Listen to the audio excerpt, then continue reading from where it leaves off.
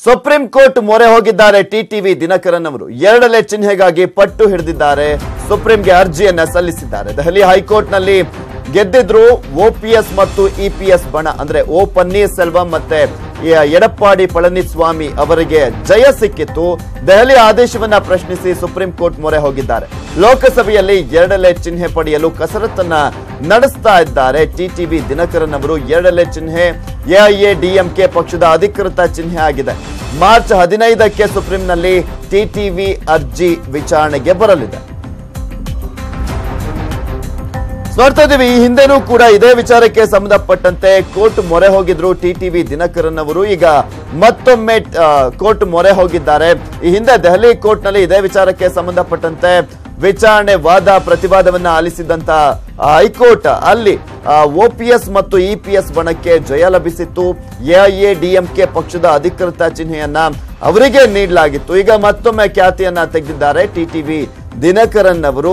ಈಗ ಅವರು ಶಶಿಕಲಾ ಬಣದ ನಾಯಕರು. ಟಿಟಿವಿ ದಿನಕರನ್ ಲೋಕಸಭೆ ಎಲೆಕ್ಷನ್ಗೆ ನಮಗೆ ಕೊಡಿ ಈ ಒಂದು ಚಿಹ್ನೆಯನ್ನ ಅಂತ ಕೇಳ್ತಾ ಇದ್ದಾರೆ. ತುಮಕೂರು ಕ್ಷೇತ್ರ ಬಿಡುವಂತೆ ಯಾವ ನಾಯಕರು ಕೂಡ ಹೇಳಿಲ್ಲ. JDS ಸ್ಪರ್ಧೆ ಮಾಡುವ ಬಗ್ಗೆ ಚರ್ಚೆ ನಡೆದಿಲ್ಲ. JDS ಸ್ಪರ್ಧೆ ಮಾಡಿದ್ರೆ ಅನ್ನೋ ಪ್ರಶ್ನೆಗೆ ಉತ್ತರಿಸಲು ಕಷ್ಟವಾಗುತ್ತೆ. ಟಿಕೆಟ್ ಕೊಡಿ ಅಂತ ಯಾವ ನಾಯಕರಲ್ಲಿಯೂ ಕೂಡ ಕೇಳಿಕೊಂಡಿಲ್ಲ.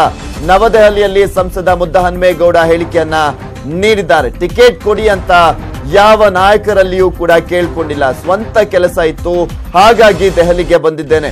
ಇವತ್ತೇ ನಾನು ಬಂದಿರುವುದು ಕಾಕತಾಳೀಯ ಅಷ್ಟೇ ಅಂತ ಕೂಡ ಹೇಳಿದ್ದಾರೆ. ತುಮಕೂರು ಸಂಸದ ಮುದ್ದಹನುಮೇಗೌಡ ಹೇಳಿಕೆಯನ್ನ ನೀಡಿದ್ದಾರೆ.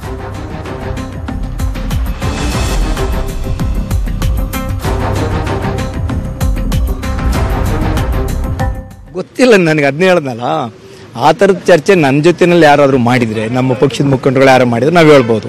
Otherwise how can I answer? ಯಾರು nobody has discuss such matters with me. ನಮ್ಮಲ್ಲಿ ಅಂಥದ್ದು ಯಾವ ಜಗಳನೂ ಕೇಳುವಂಥ ಸಿಚುಯೇಷನ್ ಯಾವುದಕ್ಕೂ ಬಂದಿಲ್ಲ. ಎಲ್ಲರೂ ಒಂದೇ ನಮ್ಮಲ್ಲಿ ಎಲ್ಲರೂ ಒಂದಿಲ್ದೇ ಇದ್ರೆ ನಾವು ಅಂಥ ಇದರಲ್ಲಿ ಸಿಚುಯೇಷನ್ನಲ್ಲಿ ನಾವು ಗೆಲ್ಲಬೇಕಾದ್ರೆ ಎಲ್ಲ ಒಗ್ಗಟ್ಟಾಗಿರಲೇಬೇಕಲ್ಲ.